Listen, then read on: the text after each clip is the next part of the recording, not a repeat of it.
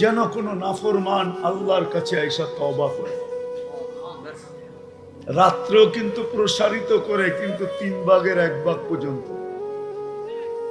তারপরে ভালোবাসার খাতিরে আমি বলি, উলামা মানবে কি মানবে না জানি না, আমি মনে হয় এটা ভালোবাসার খাতিরে আল্লাহ বলে প্রসারিত করে সেই সুবে সাদেক থেকে রাত্রের 3 ভাগের 1 ভাগ পর্যন্ত তো প্রসারিত করেছিলাম।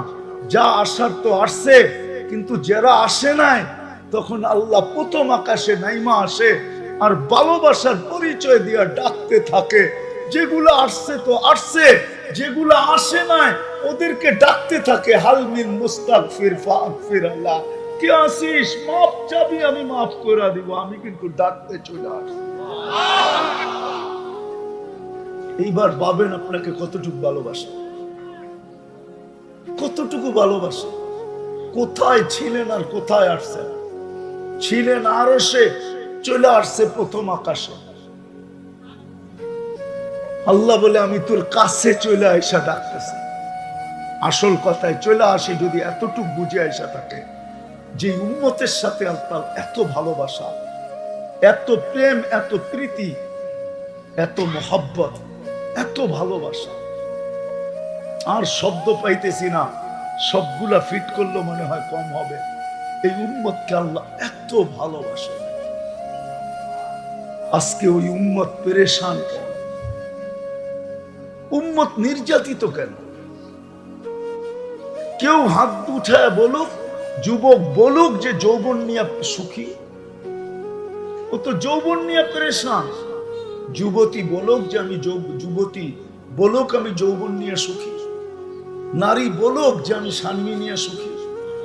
স্বামী বলুক আমি স্ত্রী নিয়ে সুখী। মা বাবা বলুক না আমি সন্তান নিয়ে সুখী। সন্তান বলুক না আমি মা বাবা নিয়ে সুখী। এই বাজারের দোকানদার বলুক না আমি দোকান নিয়ে সুখী। ব্যবসায়ী বলুক না আমি ব্যবসা নিয়ে সুখী। সমাজের এক স্তরের একটা লোক নিয়ে আসেন যে কোরআনে হাত রাইখা বলবে আই এম হ্যাপি, আমি সুখী। কেউ তো সুখী না। সুখী তো শুধু কেক। কে কেক বোঝেন? কেকে লেখা থাকে হ্যাপি, এই জন্যই তো ওটাকে কাটে, জিদে কাটে। সুখ তো আমার দরকার ছিল, তোর কি দরকার ছিল? সুখ তো তোর গায়ে লেখা, তোরে রাইখা করমু তো করমু কি? এই জন্য বাড়ি নিয়ে ছুটি, বাড়িতে নিয়ে ছুটি নিয়ে ছুরি দিয়া কাইটা কাইটা কাইটা টুকরা টুকরা করে ফেলে। এই জন্য কাটে যে সুখ তো আমার দরকার, তোর তো দরকার নাই। আমি তো সুখী না, তুই সুখী হয়ে করবিটা কি? ল বাড়িতে দেখি তোরে সাইজ করি নিয়া, তারপরে টুকরা টুকরা টুকরা টুকরা করতে থাকে। হ্যাঁ, সুখী তো কেকের গায়ে লেখা, আপনার গায়ে তো না। কেন সুখী না? অথচ যে উম্মত এত প্রিয়, আরেকটু দেখাই, আরেকটু আরেকটু। এটা শুধু হুজুররা বলবে সাহাবাদের জন্য না, এটা উম্মতের ভালোবাসা। জানি না বুঝবেন কিনা, হুজুররা বুঝবে। বায়াতে রেজওয়ান যখন হইতেছিল, গাছের নিচে যখন আল্লাহ রসুল বায়াত নিতেছিলেন, উমরার জন্য যখন বাহির হয়েছেন, কাফেররা বলছে না আপনি এই বছর উমরা করতে পারবেন না।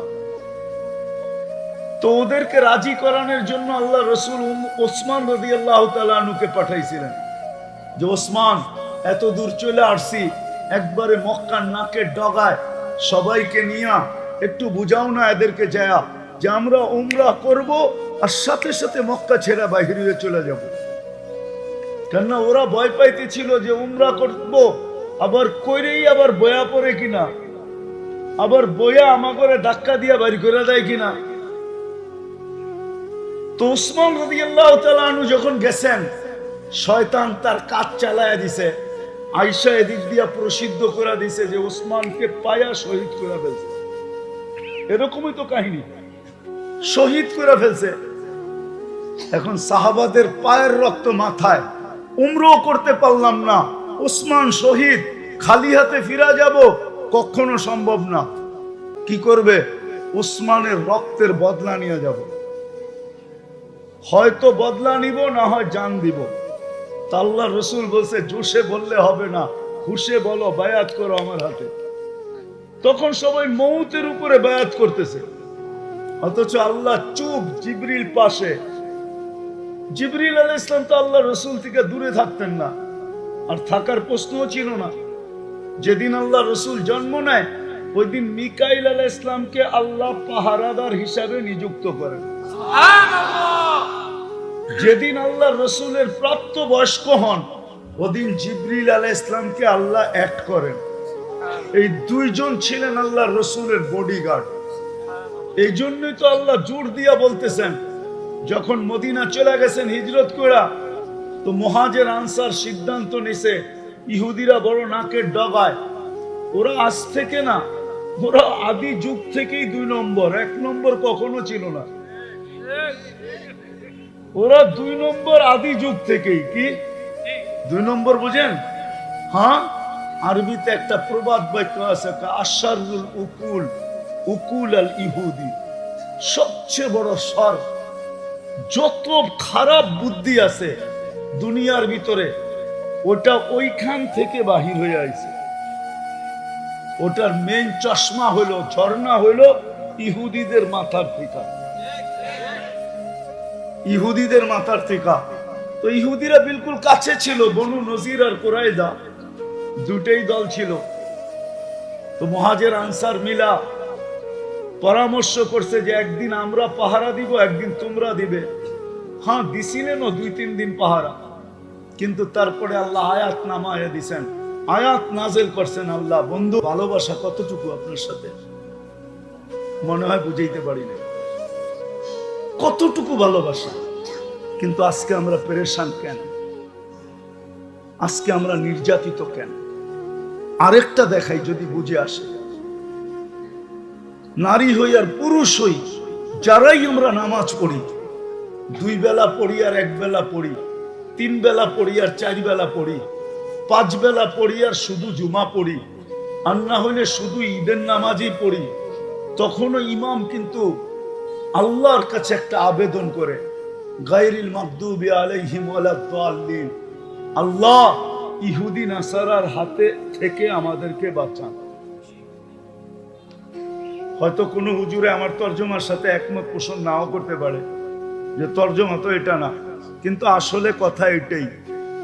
ইহুদি নাসারার তরিকার থেকে বাঁচান মানে কি? ওর হাত থেকেও বাঁচান, ঠিক না? আদর্শ থেকে আমাদেরকে বাঁচান, তো ওর হাত থেকে আমাদেরকে বাঁচান। কিন্তু ডেলি 32 বার যারা 5 ওয়াক্ত পড়ে, ওরা 32 বার বলে। কত? কেননা 5 ওয়াক্ত নামাজ যারা পড়ে তারা ডেলি কমসে কম 32 রাকাত পড়ে। 12 রাকাত সুন্নতে মুআক্কাদা, 3 রাকাত বেতের, কত হলো? 15। 17 রাকাত ফরজ, কত হলো? 32 রাকাত। আপনি তো ডেলি আবেদন করেন ইমামের মাধ্যমে, আপনারা পড়েন আর না পড়েন, বাংলাদেশের 3 লক্ষ মসজিদের ইমামরা তো পড়ে না? এরাও খেতার ভিতরে থেকে ফজরের নামাজ পড়ায়। হ্যাঁ, এরা তো পড়ে, ঠিক না? না পড়ে না? কিন্তু আজকে আমরা নির্যাতিত কার হাতে? ইহুদিদের হাতে। এত ভালোবাসার পাত্র, এত ঘৃণার পাত্র হইলো তো হইলো কেন? আমি তো ভালোবাসার সাইড দেখাইলাম, এখন তো ঘৃণার সাইডটাও দেখাইতেছি। যে এত ভালোবাসার পাত্র, সে আবার ঘৃণা, এরকম ঘৃণার পাত্র হইলো তো হইলো কি কইরা? যাকে আল্লাহ বলে দুশ্মন, গায়রিল মাগদুব দাল্লিন, মাগদুবি দাল্লিন, এটা তো আল্লাহই শিখাইছে আমাদেরকে, না আমরা শিখছি? হ্যাঁ, তাহলে বুঝা গেল আল্লাহরও দুশ্মন, ঠিক না? আমরা ভালোবাসার পাত্র, আমাদেরকে ওদের হাতে নির্যাতিত করে তো করে কেন? মনে হয় বুঝাইতে পারি না। ওদের হাতে আমাদেরকে মার খাওয়ায় তো খাওয়ায় কেন? এত রাগ কেন হইলেন? এটাই আমি বুঝাইতে চাইতেছি, কেন হইলেন এত রাগ, এত ভালোবাসা দেখায়া?